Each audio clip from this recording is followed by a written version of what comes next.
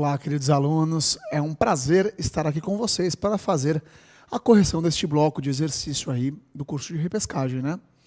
Segue abaixo no GC, meu nome, Felipe Pellegrini, e também as minhas redes sociais, os meus contatos, para que a gente possa interagir e consiga solucionar todos os seus eventuais problemas.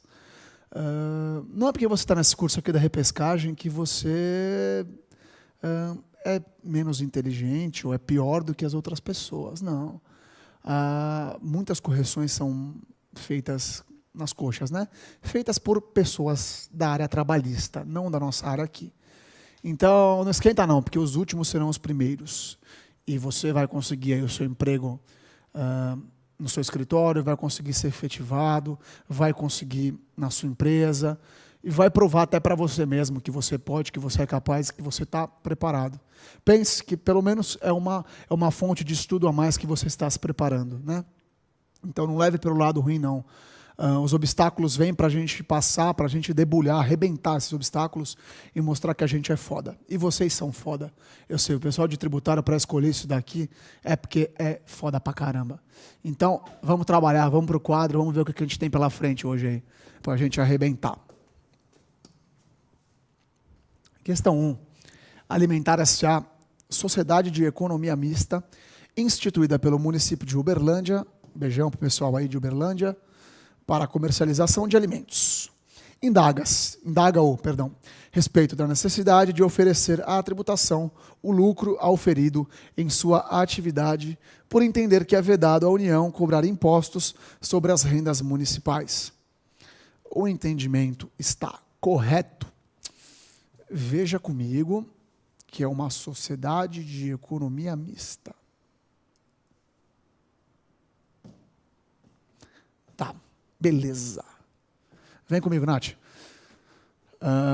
Vem comigo aqui também, você é de casa. Pensa.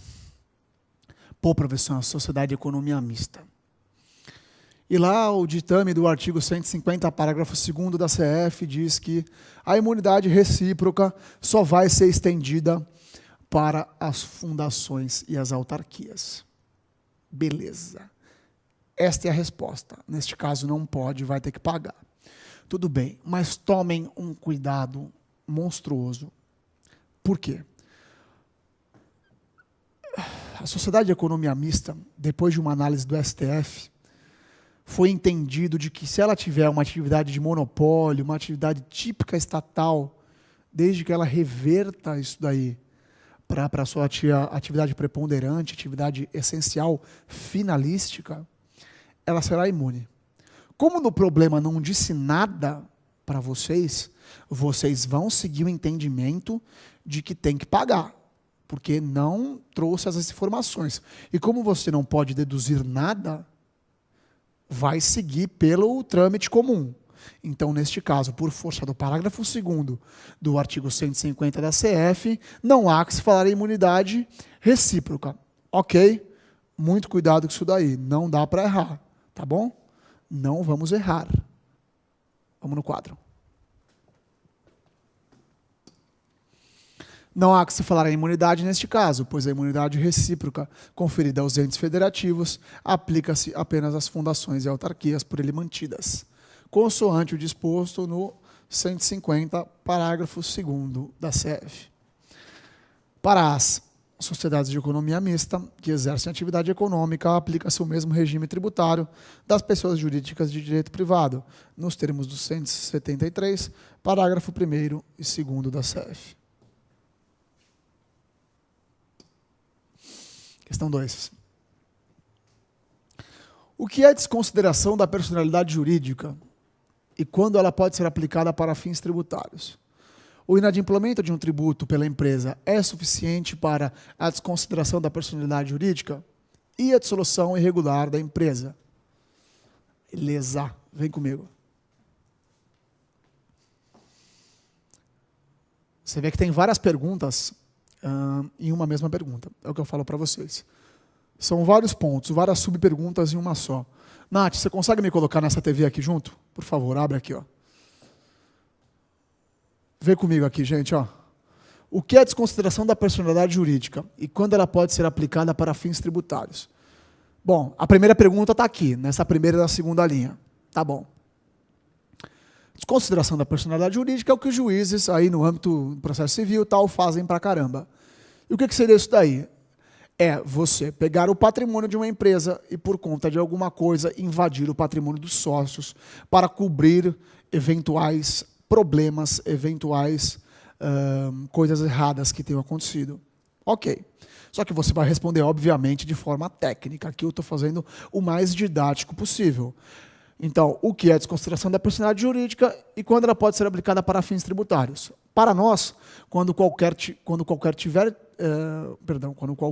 tiver qualquer ato do 135 do CTN, que é lá, infração à lei, contrato social, estatuto, ou então houver um excesso de poder. Beleza. Aí você vai fazer com que quebre uma barreira existente e você passe do patrimônio da empresa e invada o patrimônio do sócio administrador. Beleza. Segunda pergunta. O inadimplemento de um tributo pela empresa é suficiente para a desconsideração da personalidade jurídica? Existe uma súmula, a 430 do STJ, e ela é clara, ipsis literis, e vai dizer que o mero inadimplemento da obrigação tributária não gera por si só responsabilidade solidária. Ou seja, o fato de você não pagar um tributo, não o adimplir, não faz com que você seja responsável. Você só vai ser responsável nos termos de um dos atos do artigo 135 do CTN. Beleza, então não. E a última pergunta. E a dissolução irregular da empresa? Também tem uma súmula. Pouquinho depois, a 435 do STJ. Agora, para o STJ, sim, é pacífico que a dissolução irregular da empresa, sim, legitima a desconsideração da personalidade jurídica.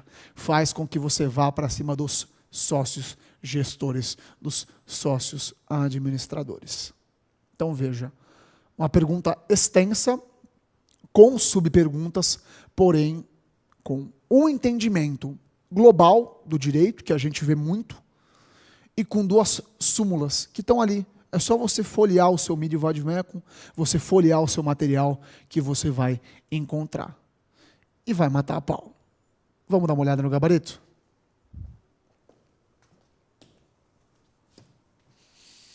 Vem comigo.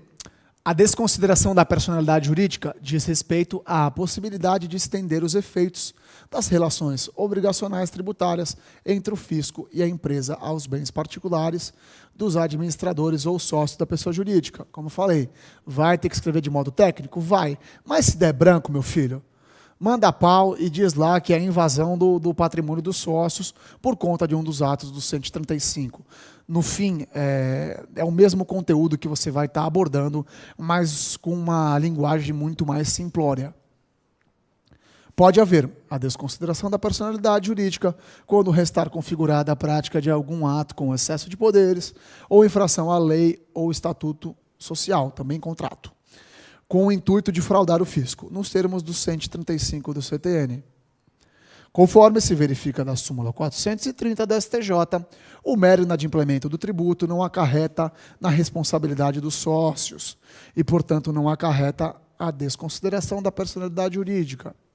E, por fim, já a dissolução irregular da empresa, conforme entendimento pacificado no STJ, constitui, sim, infração à lei passível da desconsideração e redirecionamento da execução fiscal, nos termos da 435 do STJ. Vem comigo, eu queria fazer um adendo bem importante para vocês.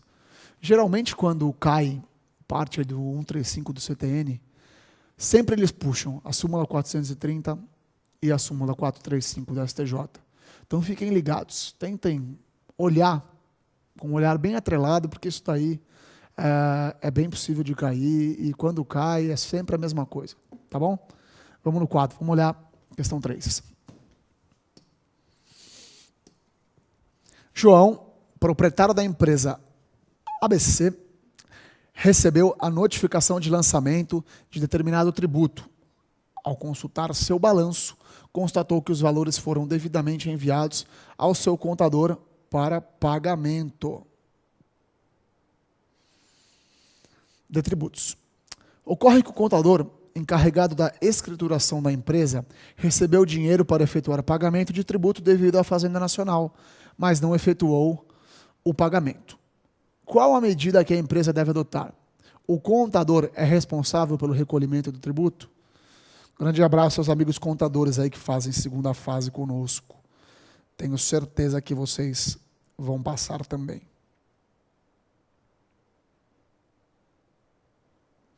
Beleza.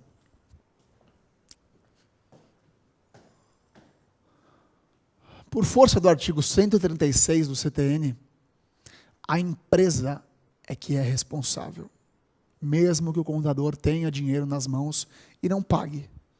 Por quê? Porque a empresa é a responsável perante o fisco e não o contador. Por óbvio que no cível, em face de uma ação regressiva, a empresa pode se voltar contra o contador.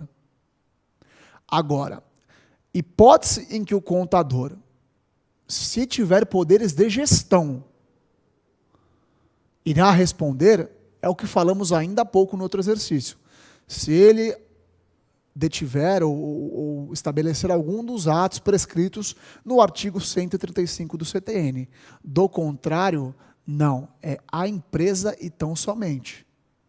Como no problema não te diz nada, você vai responder que é apenas a empresa, por força do 136 do CTN, e que, por óbvio, ela pode se voltar em face do contador no âmbito civil. Ok? É só isso. Muito cuidado com eventuais pegadinhas que possam ocorrer. Eles te jogarem para um lado ou para o outro. Uma mesma pergunta pode ter várias diferentes respostas. Ou nem várias diferentes respostas, mas várias formas de colocação da sua resposta. Várias formas de abordagem. Então, cuidado com as palavras. Não leiam correndo pelo fato de ser uma questão simples, porque vocês podem se machucar. Muitos erros acontecem em questões tranquilas. Então, cuidado, tá bom? Aqui a gente vai bater bastante para poder aparar essas arestas. E aí não dá treta no dia da prova, tá bom? Vamos dar uma olhada na resposta. Vem comigo.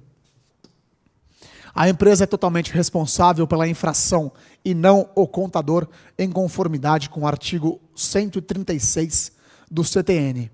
O contador, no entanto, pode responder civilmente pela negligência.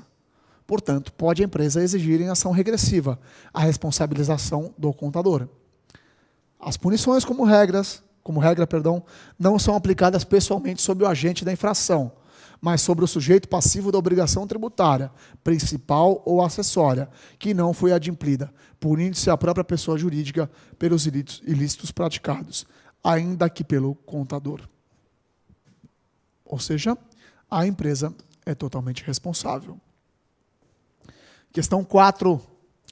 Em 2016, determinada empresa adquire um imóvel em asta pública. Após a aquisição do bem, é notificada sobre a existência de débito tributário relativo ao bem arrematado, cujo fato gerador ocorreu em 2014. Diante disso, a empresa está sendo responsabilizada como sucessora. Como advogado arrematante, qual o seu parecer sobre o assunto? Beleza, bora. A parte ali de responsabilização no CTN está a partir do artigo 130 ali, os artigos mais importantes, né? 129, 130, começa por ali. 130, que é o nosso caso. E tem o parágrafo único, que vai falar sobre a arrematação em asta pública. Então, se você arremata um bem e você o utiliza de acordo com o valor que você arrematou, este é o seu novo montante.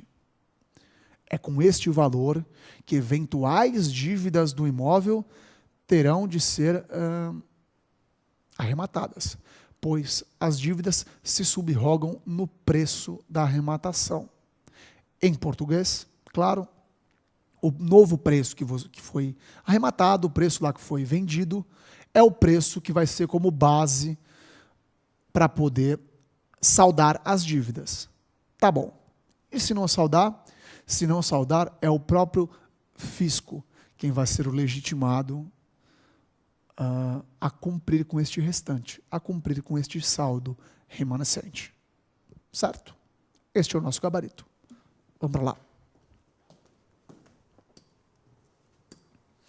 A empresa não poderá ser responsabilizada pelo débito tributário já existente, nos termos do parágrafo único do artigo 130 do CTN, que estabelece que, em caso de arrematação em asta pública, a subrogação ocorre sobre o preço arrematado.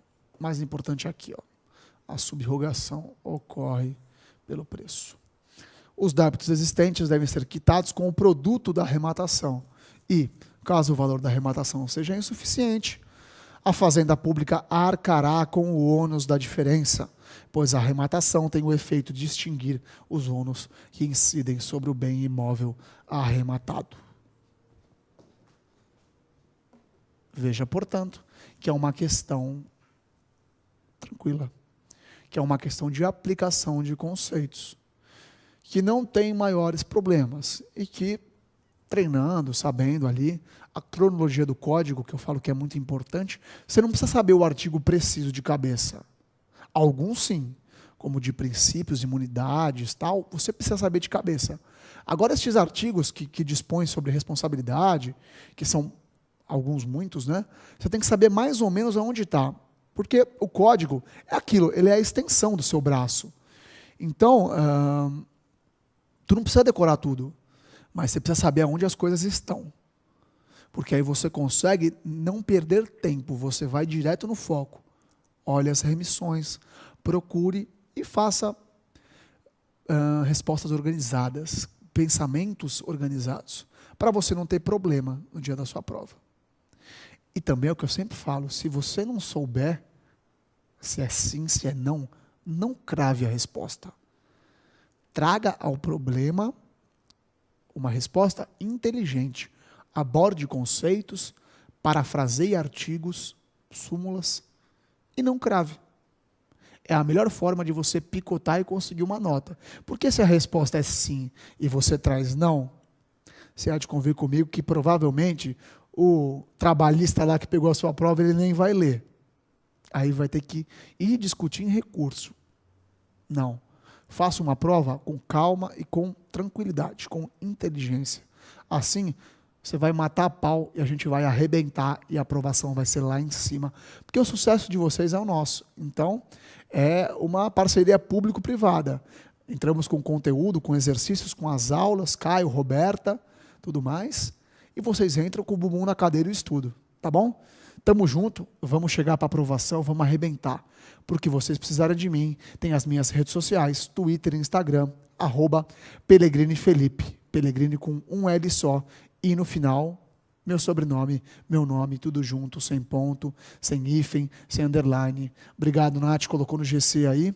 Precisando, é só contar com a gente, tá bom? Estamos à disposição. Nos vemos em um próximo encontro. Fiquem com Deus e até a próxima.